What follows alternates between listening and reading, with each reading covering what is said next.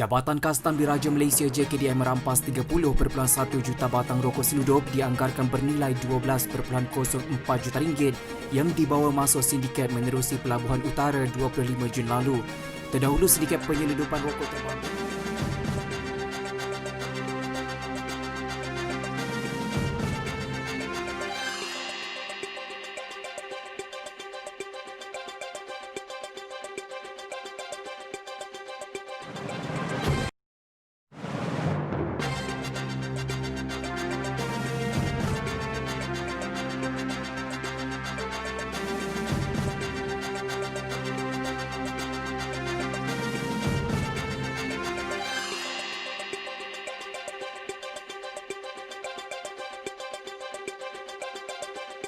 Ingin dimaklumkan, risiko jangkitan COVID-19 meningkat dengan amalan merokok.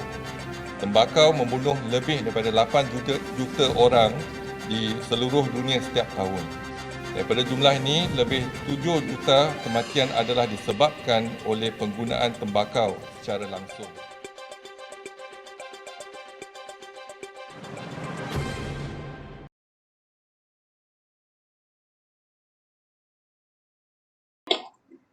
Bismillahirrahmanirrahim. Assalamualaikum warahmatullahi wabarakatuh dan salam sejahtera, salam satu Malaysia, salam forum untuk semua. Mencari timba si anak dara di bawah sarang burung tempua. Salam sembah pemuka bicara, selamat datang buat semua. Bersama saya Nur Hidayah binti Mahmud, moderator anda pada hari ini dan ahli-ahli panel berundangan yang dihormati. Topik forum kita pada hari ini bukanlah topik yang jarang dikupas namun menjadi topik hangat di dada-dada akhbar. Sejak dahulu lagi, tabiat merokok kerap menjadi polemik dalam kalangan masyarakat. Jadi tidak rugi kiranya saya mengupas isu merokok ini dengan tajuk Rokok Satu Serutan Membawa Padah. Sebelum saya memulakan forum pada hari ini, saya ingin memperkenalkan ahli-ahli panel kita kepada anda. Bersama saya adalah 4 orang ahli panel yang tidak asing lagi. Selamat datang diucapkan kepada ahli panel kita yang pertama, Dato' Dr. Nur Awadah binti Rusli, Ketua Pengarah Kesihatan di Kementerian Kesihatan Malaysia. Selamat datang saya ucapkan kepada Dato'. Alhamdulillah, saya berada dalam keadaan baik, maka saya berada di sini bersama saudari dan para hadirin. Salam forum buat semua. Seterusnya, ahli panel kita yang kedua, yang dihormati Dato' Nur Akilah Hanani binti Azbi, Timbalan Pengarah Polis Diraja Malaysia. Terima kasih Dato' kerana sudi hadir bersama-sama saya untuk mengupas tajuk pada hari ini.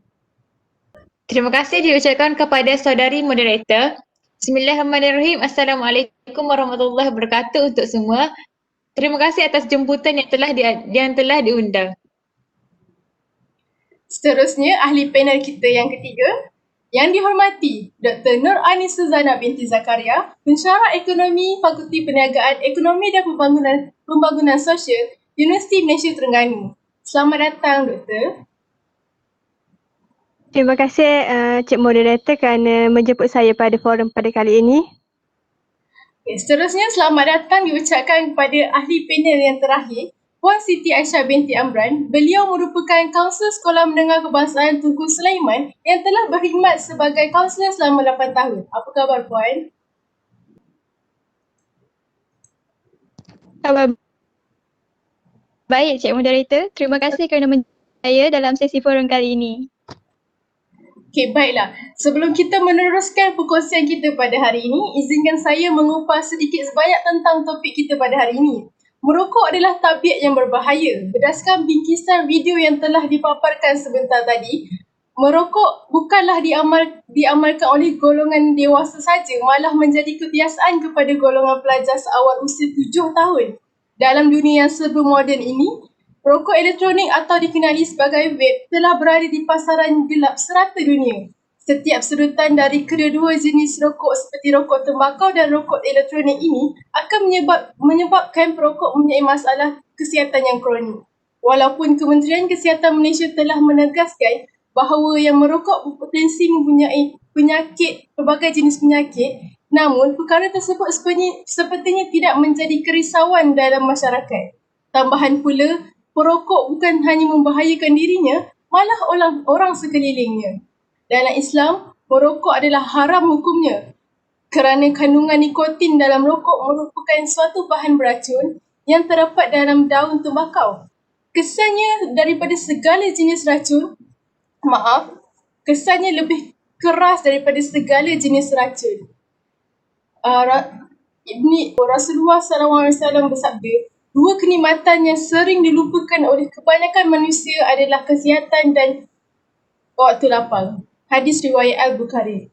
Tanpa melengahkan masa lagi, saya ingin mengemukakan soalan pertama saya kepada ahli panel kita yang pertama, iaitu Datuk Dr. Nur Awadah binti Rosli.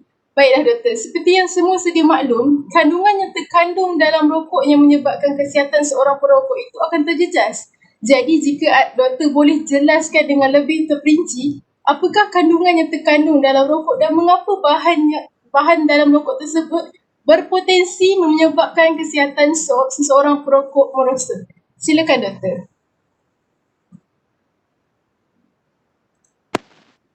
Bismillahirrahmanirrahim. Alhamdulillahirabbil alamin. Wa ala alihi wa sahbihi ajma'in. Assalamualaikum warahmatullahi wabarakatuh dan salam sejahtera kepada sidang hadirin yang dihormati sekalian. Okey, sebelum saya memulakan bicara, izinkan saya menyampaikan serangkap pantun. Okey, waktu pagi ayam berkokok, menandakan hari hendak siang. Elok berhenti menghisap rokok, sebelum nyawa anda melayang. Okey, inilah yang ingin saya sampaikan pada hari ini. Okey, sebab saya sebagai pengarah kesihatan yang berbicara akan kesihatan rakyat para hadirin sekalian berkenaan bahaya rokok dan kandungan sebatang rokok merosakkan organ dalaman mata. Okey, pada hari ini kita dapat melihat banyak kempen yang dijalankan berkaitan dengan bahaya rokok terhadap kesihatan, tidak kira sama ada di sekolah maupun di mana-mana sahaja. Namun begitu, tabiat merokok ini seolah-olah sudah menjadi kebiasaan kepada mereka tanpa menghiraukan akan kesan yang bahkan mereka hadapi kelak. Dengan kecanggihan teknologi hari ini, seperti penggunaan komputer yang menggunakan berbagai media sosial yang semakin luas pada hari ini, iaitu seperti banyak iklan-iklan dan video-video yang ditayangkan di media sosial seperti Facebook, Instagram, Twitter, TikTok dan lain-lain bagi membuat-buatkan berkaitan dengan rokok, pendedahan tentang kesihatan perokok dan orang sekeliling dan banyak lagi. Dengan ini sedikit sebanyak dapat membuka mata ramai pihak akan keburukan yang bakal mereka hadapi sekiranya merokok dan kesannya terhadap orang sekeliling terutama keluarga mereka. Okay, untuk makluman semua, bahawa tembakau telah membunuh lebih 8 juta orang di seluruh dunia, bukan hanya di Malaysia sahaja ya.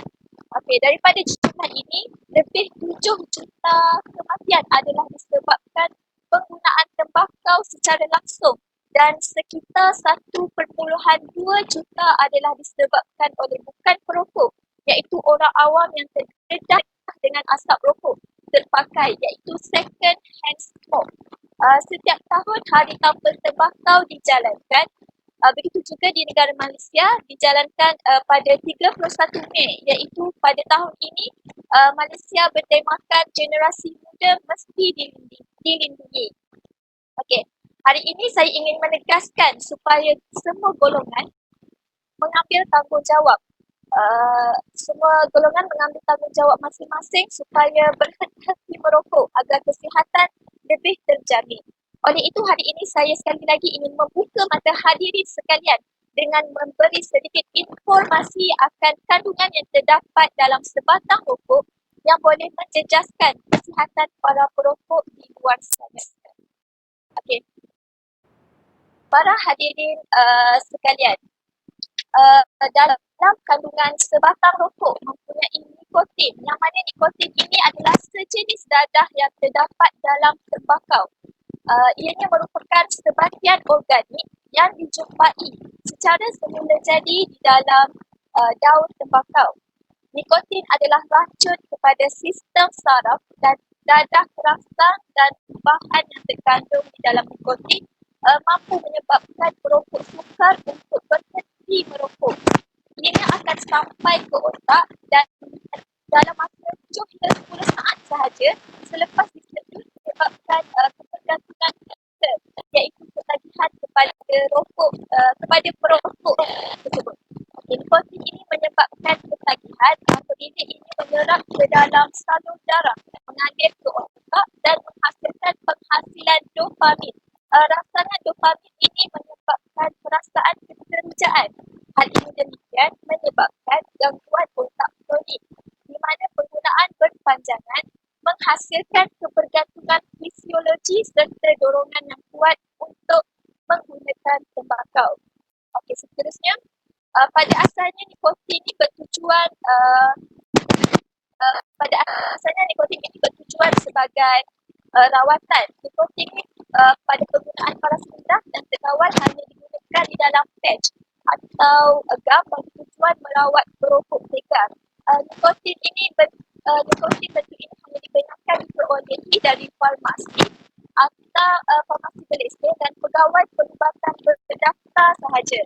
Okey, kajian telah membuktikan bahawa nikotin ini telah menggalakkan pembekuan darah dan akhirnya berisiko kepada penyakit istik perut. Manakala sekiranya nikotin ini dihidu oleh ibu mengandung,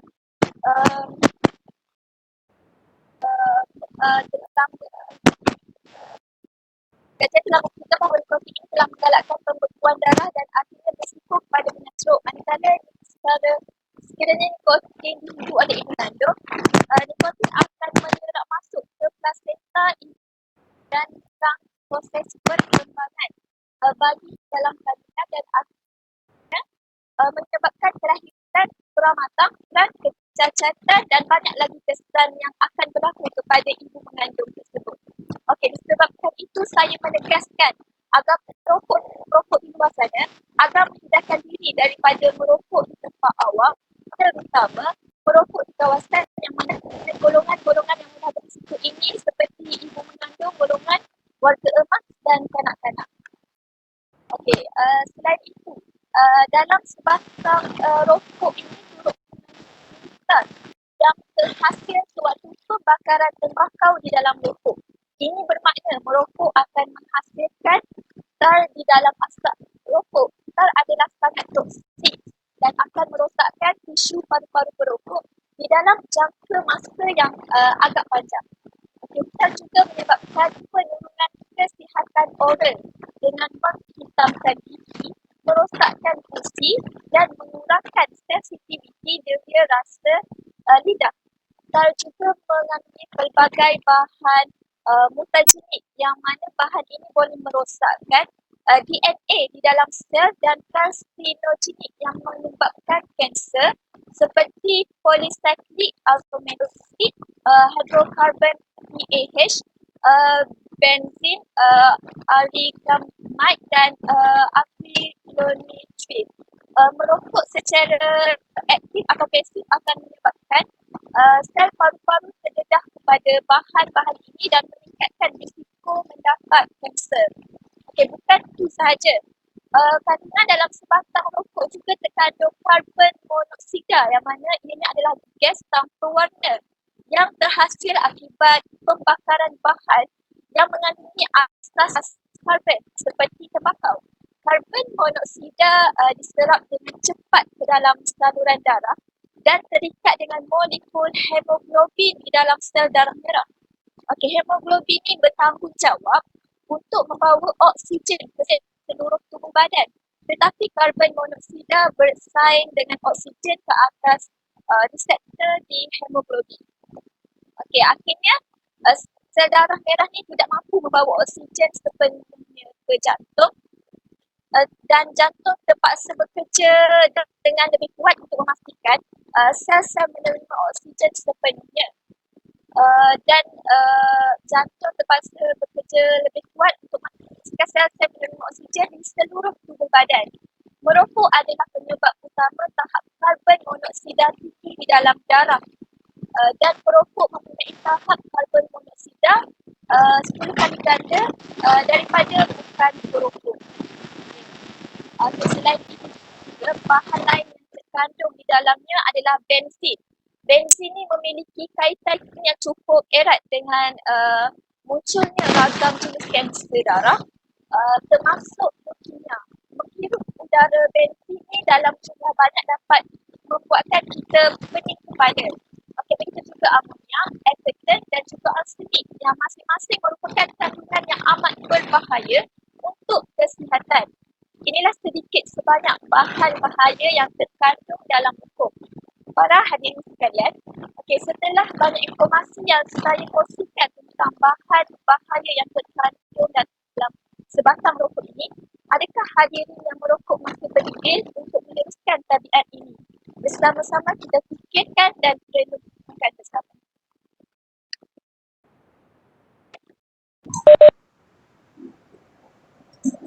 Baik, terima kasih atas jawapan yang begitu terperinci, Doktor. Seperti yang dijelaskan oleh Dr. Awada sebentar tadi, tembakau telah membunuh lebih 8 juta orang di seluruh dunia.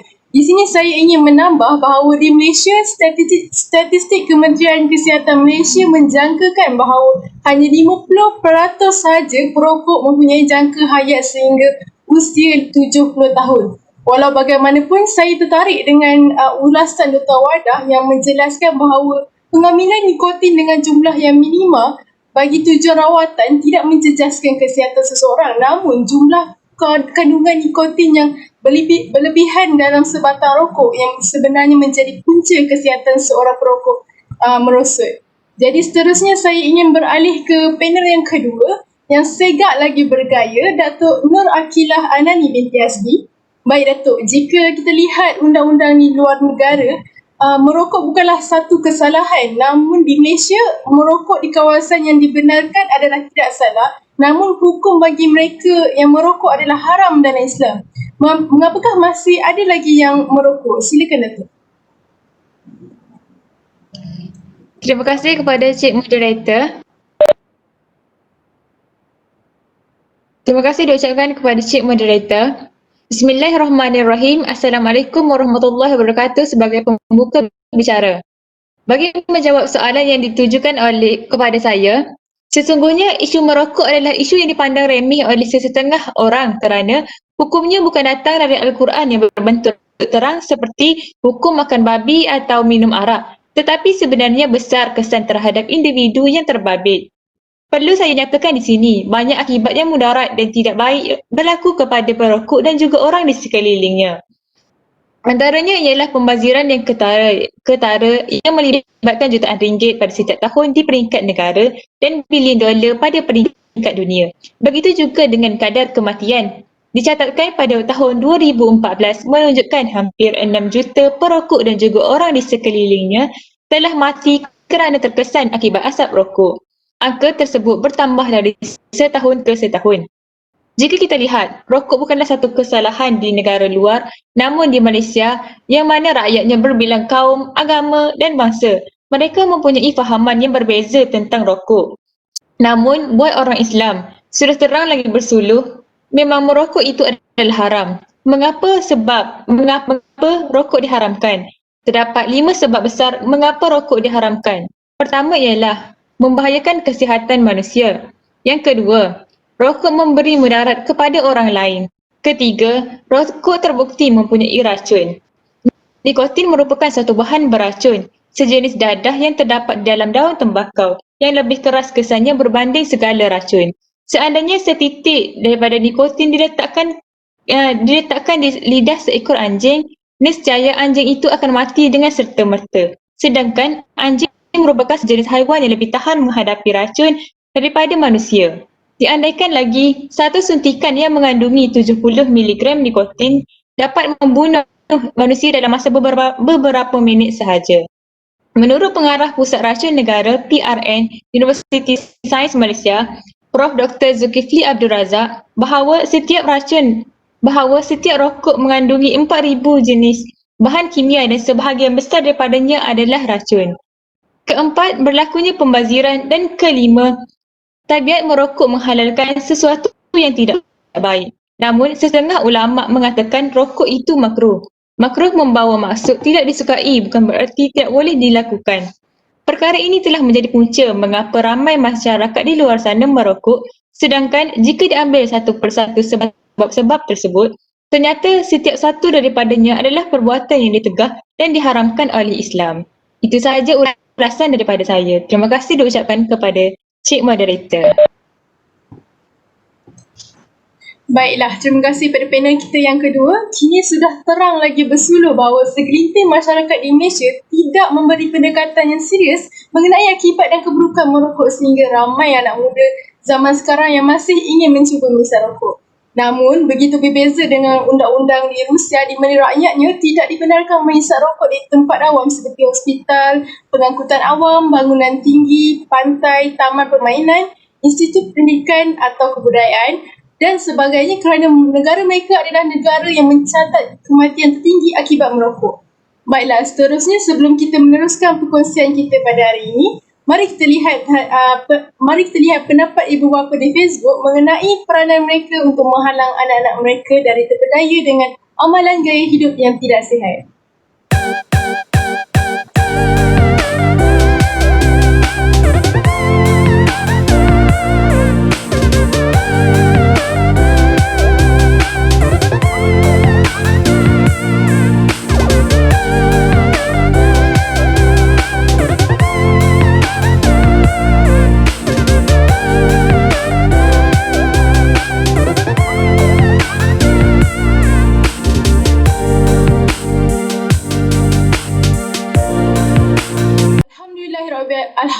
Alhamdulillah, begitu hebatnya seorang ibu dalam mendidik dan menjaga anak-anak mereka dengan baik.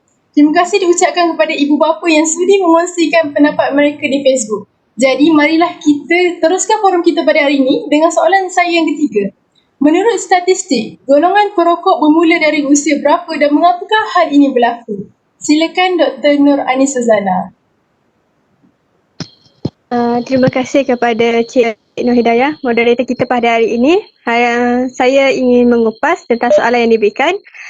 Pada waktu pandemik seperti ini, kita dapat melihat bahawa ekonomi negara berlaku penurunan yang agak ketara dari segi nilai mata wang negara dan juga bursa saham Malaysia.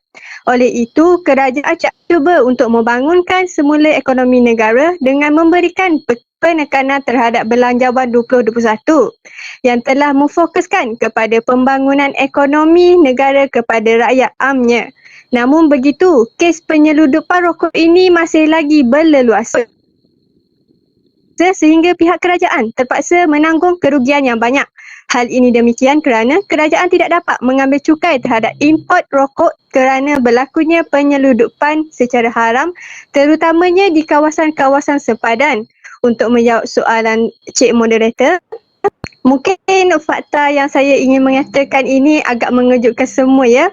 Namun ia benar berlaku apabila kanak-kanak berusia 8 tahun di negara ini sudah pandai menghisap rokok. Menurut Pegawai Pendidikan Persatuan Pengguna Pulau Pinang, CAP-NV Sabaro, fakta ini adalah hasil dapatan daripada tinjauan dibuat oleh CAP berkenaan penggunaan rokok dalam kalangan belia. Beliau berkata hasil tinjauan mendapati kanak-kanak seawal umur 5 hingga 7 tahun sudah mula terdedah dengan rokok apabila mereka disuruh untuk membeli rokok oleh bapa mereka di kedai runcit. Selain itu, akses untuk mendapatkan rokok ini mudah kerana ada peniaga yang menjual sebatang rokok menyatakan tak perlu beli sekotak rokok. Jadi dari sini kanak-kanak ini mula belajar dengan membeli sebatang rokok dan cuba menghisapnya. Justru sempena sambutan Hari Tanpa Tembakau Sedunia dengan tema belia, saya menyeru kerajaan supaya lebih tegas dalam melindungi golongan belia termasuk kanak-kanak daripada terus dimanipulasi oleh industri tembakau dengan melarang penggunaan rokok dalam karangan mereka.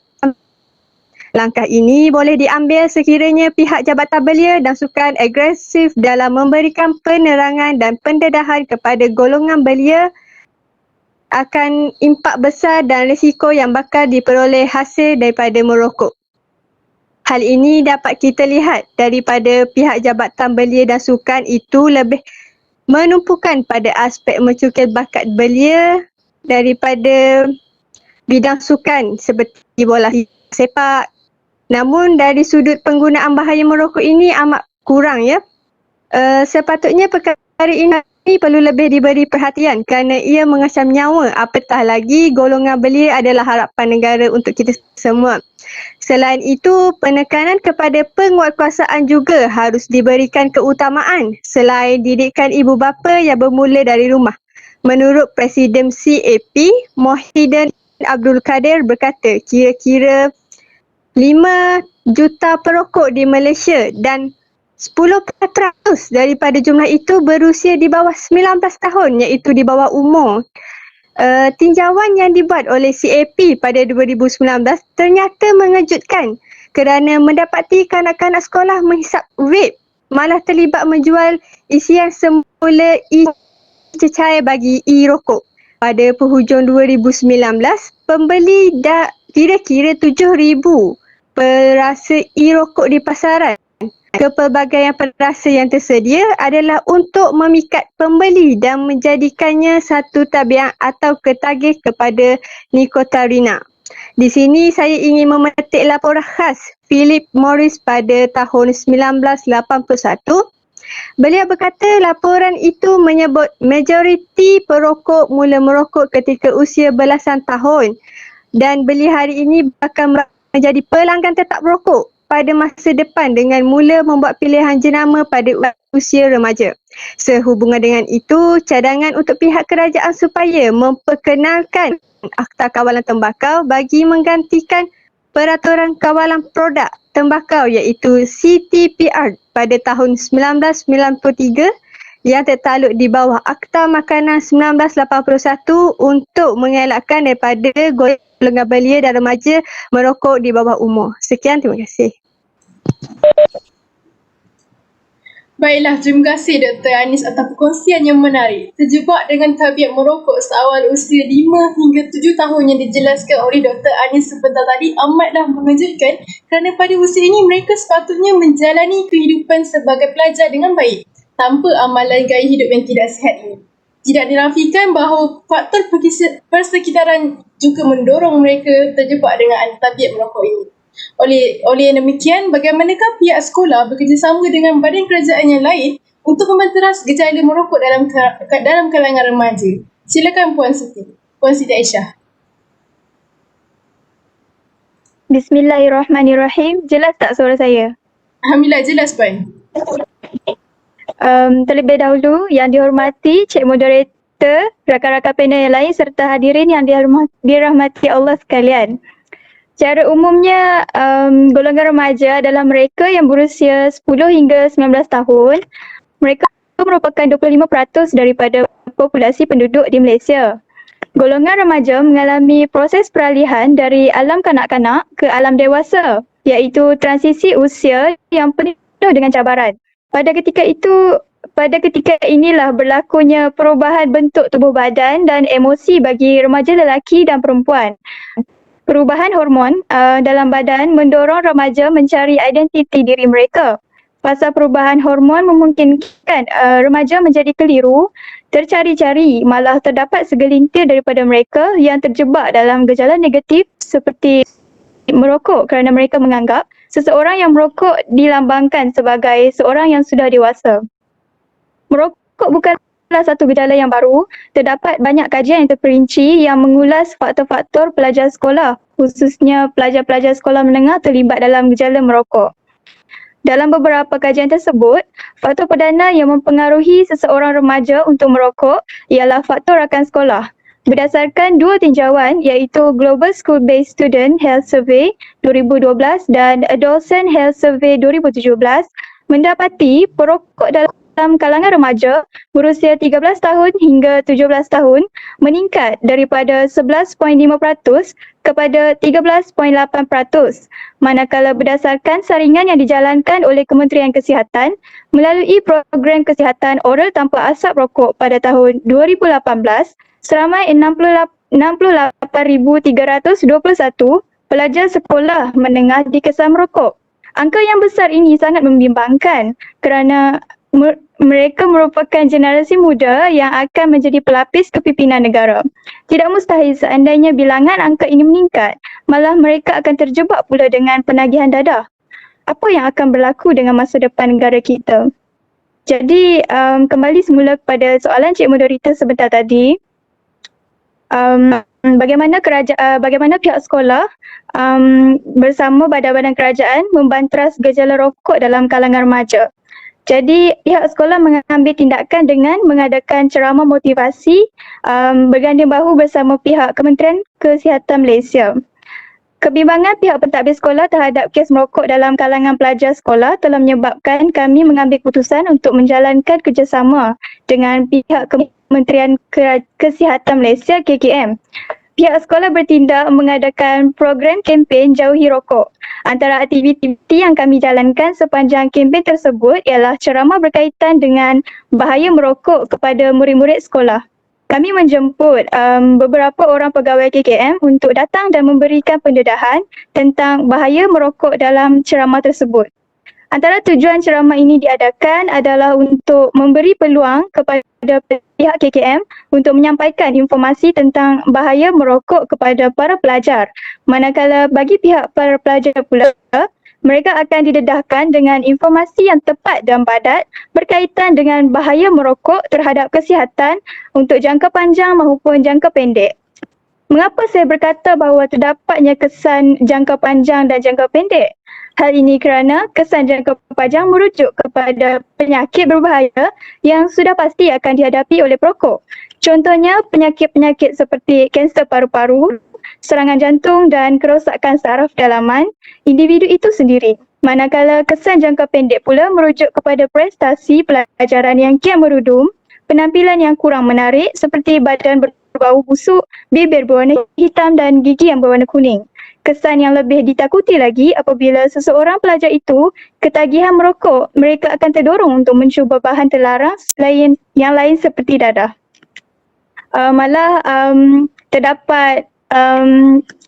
Terdapat langkah kedua yang dijalankan oleh pihak sekolah, iaitu kami berganding bahu dengan bukan itu sahaja, pihak sekolah turut menjalankan kerjasama dengan Polis Diraja Malaysia dalam usaha untuk membendung isu rokok dalam kalangan pelajar sekolah.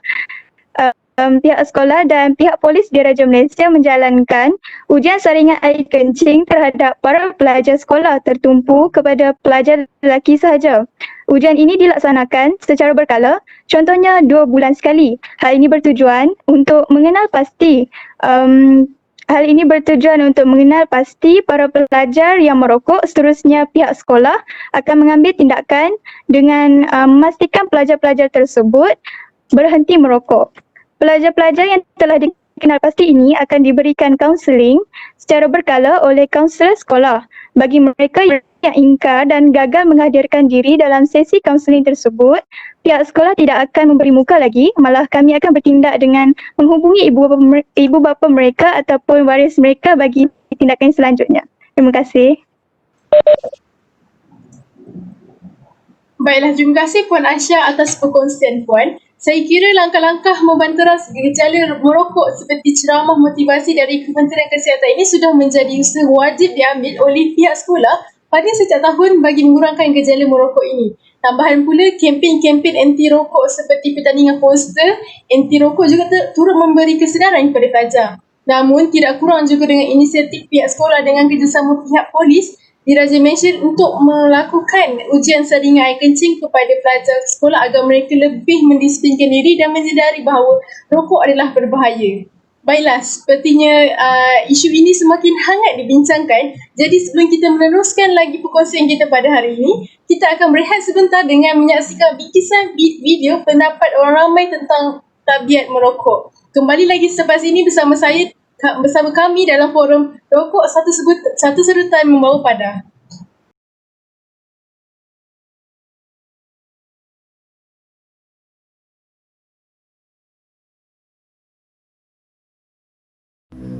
Assalamualaikum warahmatullahi taala wabarakatuh. Berkaitan dengan amalan merokok, pada pandangan saya tidak ada kebaikan ataupun tidak ada hal positif yang dapat kita lihat berkaitan dengan amalan ini. Malah sepenuhnya amalan merokok ini membawa pelbagai kesan negatif kepada kita. Seperti yang kita tahu bahawa rokok itu merupakan satu wadah yang boleh memberikan implikasi kesihatan yang buruk kepada kita.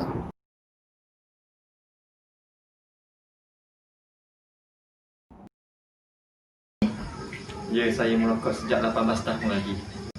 Biasa sehari saya menghabiskan dalam RM10 satu kotak, kadang-kadang RM15.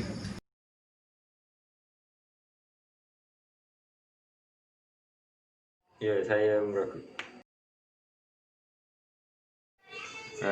Kira-kira dalam RM20 sehari kot.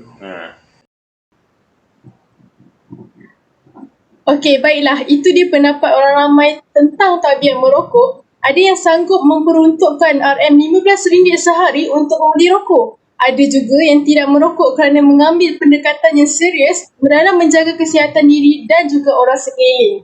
Jika kita bercerita tentang peruntukan setiap hari untuk membeli rokok, bagaimanakah rokok memberi kesan kepada ekonomi seorang perokok dari pelbagai peringkat umur seperti mereka yang masih bersekolah maupun yang telah bekerja? Silakan Dato' Awardah.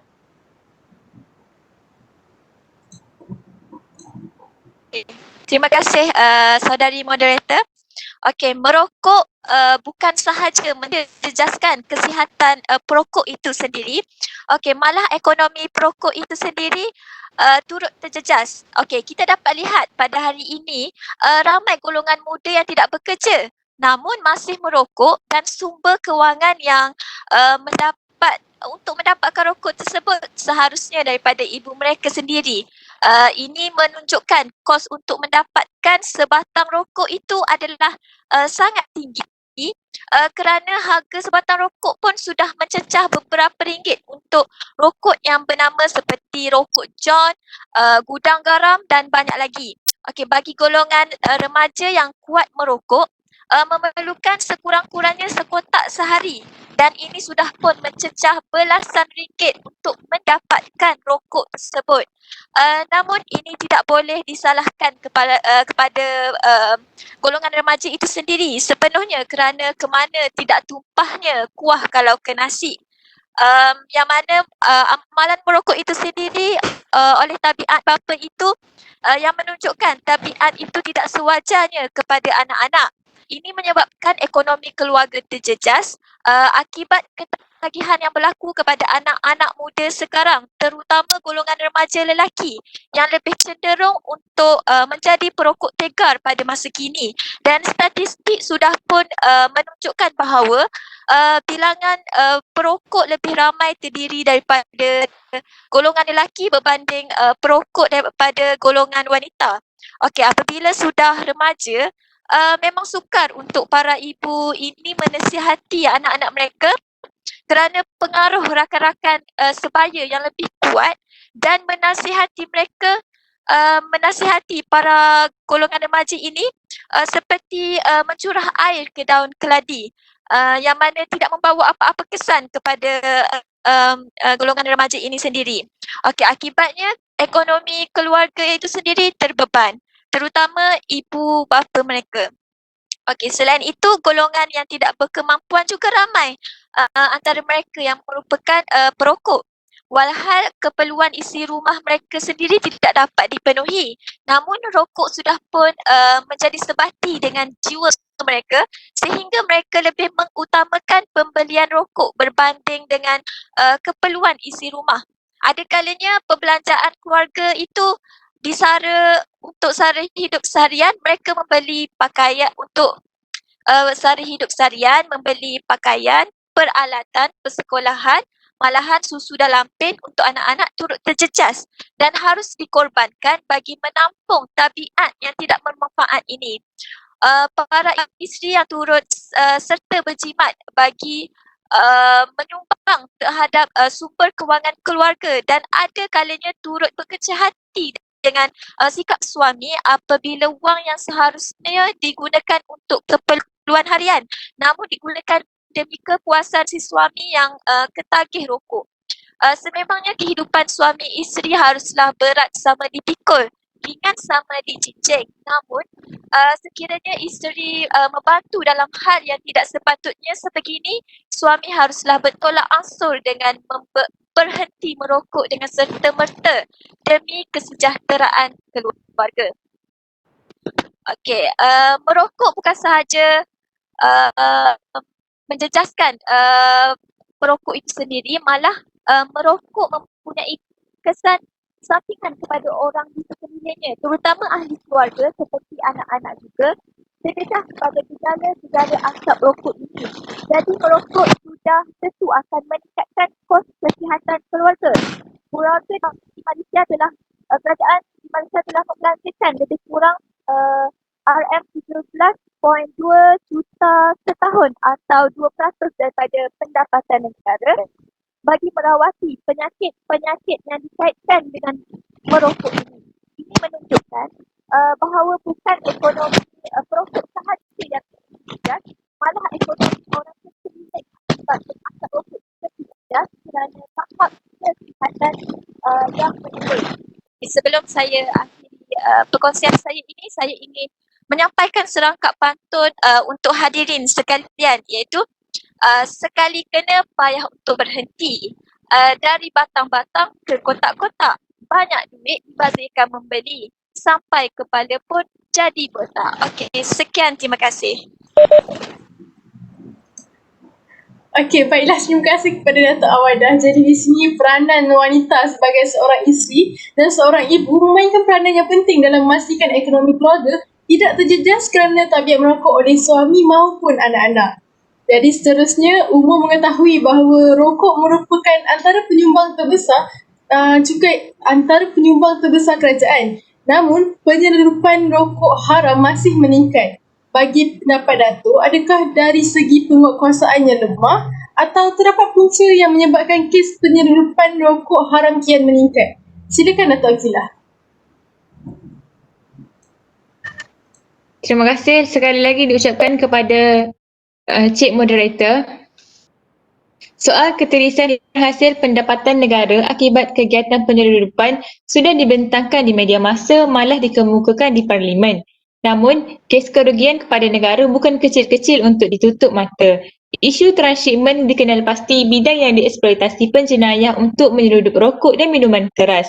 Kebanjiran rokok tidak sah di banjaran tempatan menyebabkan negara kerugian cukai antara 5 bilion sehingga 6 bilion setahun. Nilai 5 bilion sehingga 6 bilion ini bukanlah kecil. Pada ketika ekonomi yang mencatatkan pertumbuhan perlahan, ketika ini disebabkan oleh wabak COVID-19 yang sedang melanda negara kita. Berdasarkan data yang dikeluarkan oleh Euromonitor International, Malaysia berada di kedudukan teratas penyelundupan rokok dunia iaitu sebanyak 63%. Aktiviti penyelundupan ini mencatatkan peningkatan ketara mulai tahun 2015. Rekod yang dikeluarkan oleh Japan Tobacco International JTI menunjukkan sebanyak 62% atau 12.2 bilion batang rokok di pasaran Malaysia adalah rokok selundup. Dengan kata lain, bagi setiap 10 batang rokok di Malaysia, 6 daripadanya adalah rokok selundup. Persoalannya, kenapa dan mengapa trend penyelundupan ini terus meningkat? Dengan ini, saya percaya semua ini ada kaitan dengan kartel. Dengan ini saya percaya semua ini ada kaitan dengan kartel, kelemahan penguatkuasaan dan isu integriti pihak berwajib.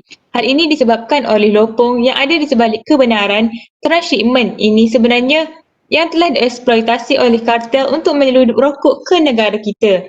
Saya difahamkan, kartel mengeksploitasi borang K8 untuk menurunkan kontainer berisi rokok atau arak, kononnya untuk dihantar ke negara jiran melalui jalan darat kita, tetapi kemudiannya dengan bantuan penguatkuasaan yang tidak berintegriti, rokok dan arak ini tidak sampai ke destinasi yang dituju.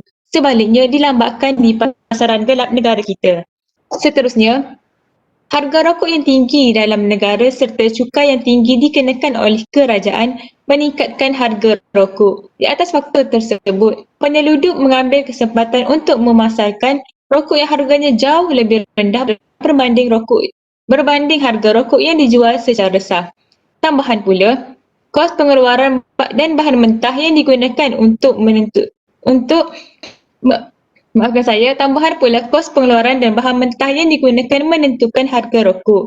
Harga minimum kerajaan yang tinggi menyebabkan peniaga mengambil jalan mudah dengan menjual rokok yang tidak sah dan lebih murah. Dengan itu, mereka memperoleh keuntungan yang lebih tinggi berbanding menjual rokok yang sah yang disahkan oleh kerajaan. Selain itu, populasi penduduk yang merokok juga menjadi salah satu punca kes penyeludupan rokok di negara kita kian meningkat. Makin tinggi populasi penduduk yang merokok di sesebuah negara, ditambah pula cukai rokok yang tinggi, maka makin berminatlah sedikit penyeludupan membawa masuk rokok yang tidak sah kerana sudah pasti perokok akan berminat untuk membeli rokok yang harganya lebih rendah. Tidak lain tidak bukan akhir sekali, permintaan terhadap rokok yang harga lebih rendah disebabkan oleh kedatangan ramai pendatang asing dari Indonesia yang menghisap rokok kretek yang harganya murah di negara mereka. Maka di dalam negara ini, permintaan terhadap rokok tersebut menjadi tinggi dan menyumbang kepada penyeludupan rokok dengan lebih aktif. Itu sahaja daripada saya. Terima kasih. Baiklah, terima kasih Datuk. Saya tertarik dengan penjelasan Datuk tentang 10 batang rokok di Malaysia. 6 daripadanya adalah rokok seredup. Ini menjelaskan bahawa permintaan rokok seredup lebih dominan berbanding rokok yang bercukai di Malaysia. Di sini, isu integriti oleh pihak berwajib menjadi salah satu punca rokok seredup meningkat. Seterusnya kita beralih ke panel kita yang seterusnya. Baru-baru ini wabak COVID-19 telah melanda negara malas seluruh dunia. Namun permintaan rokok seredup menjadi semakin tinggi berbanding rokok yang bercukai di Malaysia. Akibat kehilangan pekerjaan, jadi saya ingin menginginkan sedikit pandangan daripada doktor, bagaimanakah perkara tersebut memberi kesan kepada negara. Silakan Doktor. Okey, terima kasih kepada Cik Moderator Hidayah kita. Saya ingin menerangkan tentang apa yang dikatakan oleh ahli panel Datuk kita sebentar tadi yang menjelaskan soal ketirisan hasil pendapatan negara akibat kegiatan penyeludupan wang yang sudah dibentangkan di media massa malah dikemukakan di Parlimen. Kerugian kepada negara bukan kecil-kecilan ya. Bagi tujuan itu saya ingin mencadangkan kepada pihak kerajaan agar memperkasakan pasukan petugas pelbagai agensi iaitu Multi-Agency Task Force merangkumi Kastam, Polis, Majlis Keselamatan Negara, Jabatan Peguam Negara dan Suruhanjaya Pencegahan Rasuah Malaysia iaitu SPRM serta beberapa lagi agensi penguatkuasa sedia ada yang lain. Seperti yang telah dijelaskan oleh ahli panel kita sebelumnya, kartel mengeksploitasikan borang K8 untuk menurunkan kontena berisi rokok atau arak. Kononnya untuk dihantar ke negara jiran melalui jalan darat kita, tetapi kemudiannya dengan bantuan penguatkuasa yang tidak berintegriti, rokok dan arak ini tidak pun sampai ke destinasi yang dituju. Sebaliknya dilambatkan ke pasaran gelap negara kita. Di sini saya ingin mencadangkan agar pihak kerajaan mengambil langkah berani dengan hanya menetapkan single point of entry iaitu di Port Klang untuk laluan laut dan di KLIA untuk laluan udara. Jika semua ini dapat dilaksanakan, kerajaan akan dapat mengutip sekurang-kurangnya 5 bilion pendapatan tambahan setahun dan ia dapat disalurkan kembali bagi menjana ekonomi rakyat. Saya ingin jelaskan lagi, pada waktu pandemik ini sebenarnya kerajaan sangat bimbang terhadap kegiatan penyeludupan rokok yang dibangkitkan dan turut meneliti cadangan melarang transshipments merokok dan minuman keras daripada sudut sama ada ia bercanggah dengan peraturan dagangan global atau perjanjian WTO. Oleh sebab itu, pihak kerajaan memberi jaminan bahawa Kastam berusaha mempertingkatkan tindakan penguatkuasaan untuk mengembalikan hasil cukai yang hilang akibat penyeludupan. Malah pindaan ke atas Akta Kastam 1967 dan Akta Excise 1976 yang berkuat kuasa pada tahun lalu telah menetapkan denda minimum RM100,000 terhadap penyeludupan atau pengedar, pembekal dan penjual rokok-rokok kontraban, iaitu rokok-rokok haram ini. Daripada aspek ini, mungkin ada antara kita tersetak kerana denda yang hanya menunggu begitu kecil, hanya RM100,000. Sedangkan perniagaan kartel penyeludupan rokok dan minuman keras ini dianggarkan merugikan negara sehingga 6 bilion setahun. Apa sangatlah RM100,000 tu kan kepada negara? Mungkin penggumbal undang-undang kena berfikir lebih lagi. Apakah pindaan selanjutnya perlu dibuat supaya denda yang dikenakan lebih berat? Misalnya minimum 1 juta. Jika gagal menangkap penyeludup dan kartel, denda berat boleh menakutkan penjual daripada menawarkan barangan seludup di kedai mereka. Tetapi ini memerlukan penguatkuasaan yang efisien. Kita juga tahu pihak custom dan immigration yang menjaga pintu sepadan negara terpaksa melaksanakan dasar penempatan negara, iaitu pegawai mereka terpaksa berada di suatu tempat bagi tempoh yang singkat. Ini dengan harapan mereka tidak sempat dipedaya digoda dengan elemen kartel ini. Saya ingin berkongsi sedikit tentang denda yang akan dikenakan sebentar tadi, iaitu RM100,000 kepada pesalah yang menyeludup rokok haram ke negara kita ini.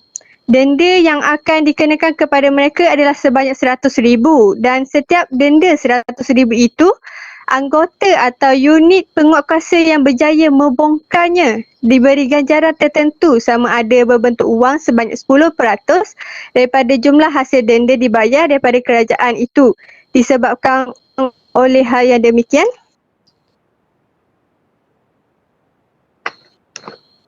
pertumbuhan ekonomi negara kita mengalami pertumbuhan yang agak lambat.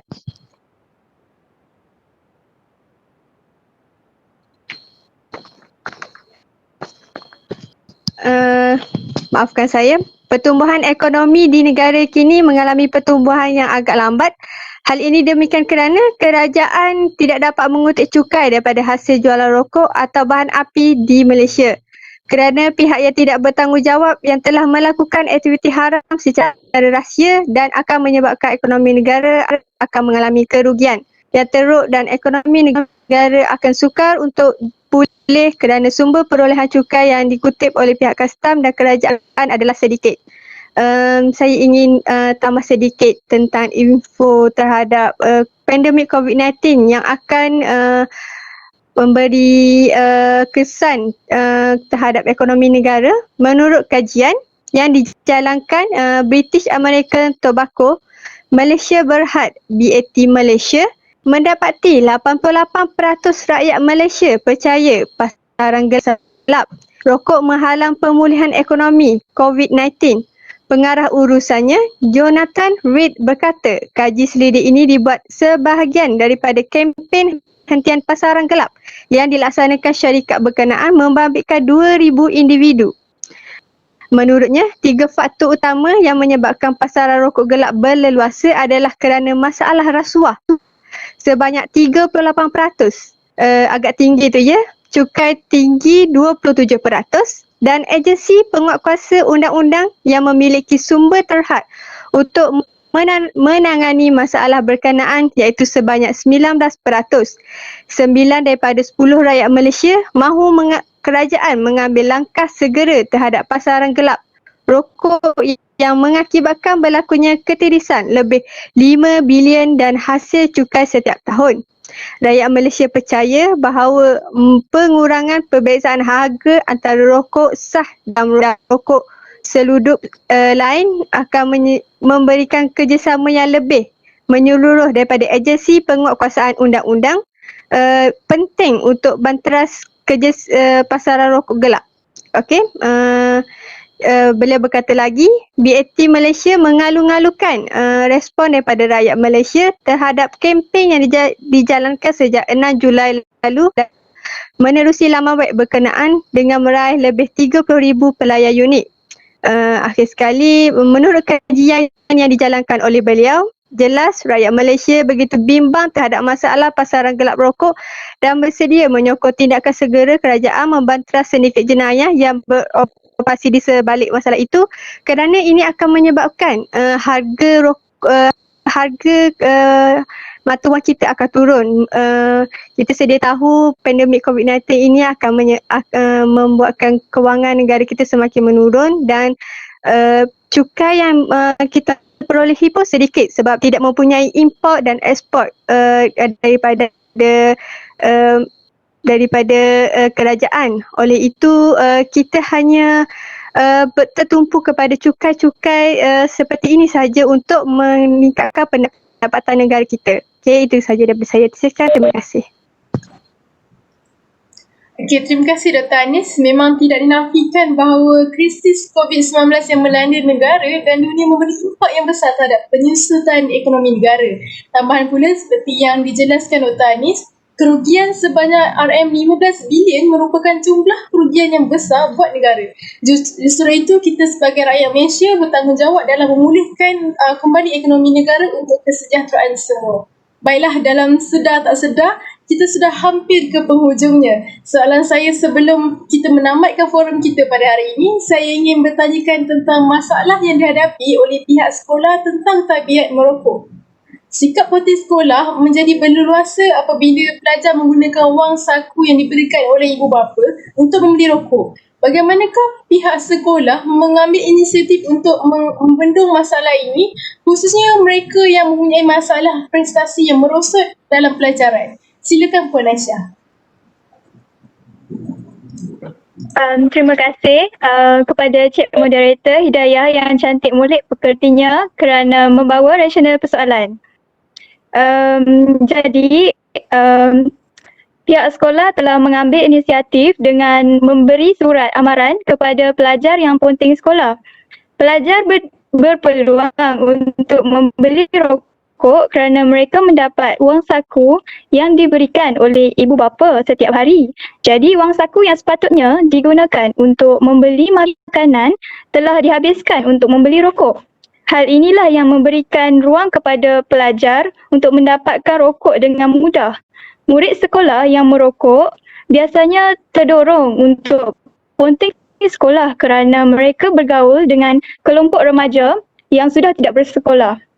Golongan inilah yang mempengaruhi pelajar untuk melepak dan ponting. Gejala ponting sekolah ini mengakibatkan prestasi pelajar tersebut merosot. Oleh yang demikian, pihak sekolah mengambil tindakan terhadap pelajar yang ponting sekolah dengan memberi surat amaran kepada pelajar-pelajar tersebut. Terdapat 3 peringkat surat amaran yang akan diberikan oleh pihak sekolah kepada pelajar-pelajar berkenaan. Bergantung kepada jumlah hari yang mereka tidak hadir tanpa surat tunjuk sebab dan surat daripada hospital ataupun klinik. Surat amaran pertama diberikan kepada pelajar yang tidak hadir ke sekolah 3 hari berturut-turut. Surat amaran kedua diberikan kepada pelajar yang tidak hadir ke sekolah 10 hari tidak berturut-turut. Manakala surat amaran yang ketiga, iaitu yang terakhir, diberikan kepada pelajar yang tidak hadir ke sekolah 60 hari tidak berturut-turut.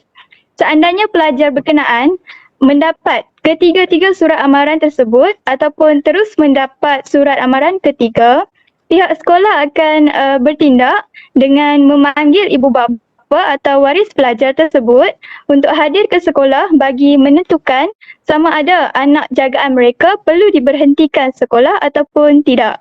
Sekiranya waris gagal menghadirkan diri ke sekolah, pihak sekolah tidak akan memberi peluang lagi dan akan terus membuang pelajar tersebut. Bukan itu sahaja ya, pihak sekolah juga turut mengadakan perjumpaan berkala bersama ibu bapa pelajar. Baiklah, sebenarnya latar belakang keluarga, suasana sekolah dan keadaan persekitaran itu sendiri yang mempengaruhi pelajar untuk ponting sekolah. Saya berpendapat bahawa peranan semua pihak diperlukan dalam memastikan permasalahan ini dapat ditangani. Maafkan saya. Seharusnya pihak ibu bapa perlu sedar akan kepentingan hubungan yang erat dengan guru-guru sekolah Perjumpaan secara berkala antara ibu bapa para pelajar dengan pihak sekolah perlu diadakan secara berkala. Tindakan ini amat penting kerana ianya boleh menjadi medium perbincangan prestasi dan disiplin anak-anak mereka di sekolah. Hal ini amat signifikan kerana sekiranya ibu bapa memandang enteng tentang masalah disiplin anak-anak mereka di sekolah, anak-anak mereka akan merasa bebas dan terbiar sehingga menyebabkan mereka berani untuk melanggar disiplin sekolah seperti punting sekolah, menghisap rokok dalam kawasan sekolah dan lain-lain. Bukan itu sahaja, ibu bapa sebenarnya berperanan sebagai kaunselor terbaik kepada anak-anak. Bak kata orang, sayang isteri tinggal-tinggalkan, sayang anak tangan-tangankan. Oleh itu, pihak sekolah perlu memainkan peranan dengan memberikan ilmu keibubapaan kepada ibu bapa para pelajar dengan mengadakan perjumpaan secara berkala atau ceramah keibubapaan. Hal ini kerana ibu bapa mungkin terlalu sibuk dengan kerjaya mereka sehingga mereka lalai dalam mengambil kisah tentang perkembangan anak-anak mereka di sekolah. Di sinilah sekolah memainkan peranan dalam usaha untuk membendung masalah punting sekolah dan prestasi para pelajar yang kian merosot. Jadi sebagai kaunselor, saya menyarankan kerjasama dengan semua pihak dapat ditingkatkan lagi sebagai usaha untuk membendung isu rokok dalam kalangan pelajar sekolah. Malah, ibu bapa perlu menjadi sahabat dan suri teladan kepada anak-anak kerana ada peribahasa mengatakan bapa borek anak rintik. Masyarakat pula perlu menjadi mata dan telinga dengan melaporkan kepada pihak yang bertanggungjawab sekiranya mereka ternampak murid-murid yang punting sekolah. Peribahasa jangan menjaga tepi kain orang itu tidak relevan lagi dengan keadaan sekarang di mana banyak masalah sosial berlaku di depan mata kita melibatkan golongan remaja. Besarlah harapan saya agar kita bersama-sama menggambling tenaga, memacu keringat demi memastikan permata harapan negara tidak hancur lebur begitu saja. Terima kasih. Alhamdulillah, terima kasih Puan Aisyah. Seperti yang semua sedia maklum, tabiat merokok dalam kalangan pelajar memang agak sukar untuk dibendung. Namun dengan inisiatif pihak sekolah yang dijelaskan sebentar tadi oleh Puan Aisyah akan menyumbang ke arah kesan positif dalam diri pelajar.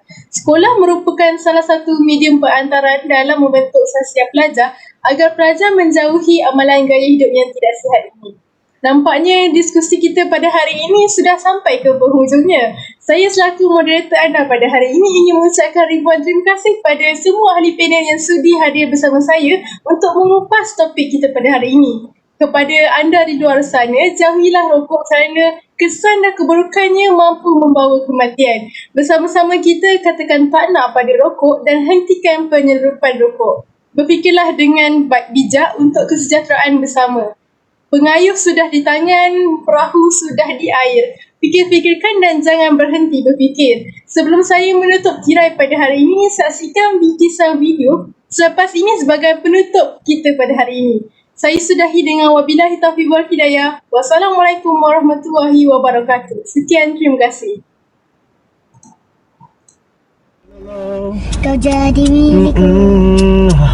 Abang tak sayang aku ke? Rokok ni tahu tak? Rokok ni membahayakan kesihatan. Kan abang seorang je boleh penyakit. Adik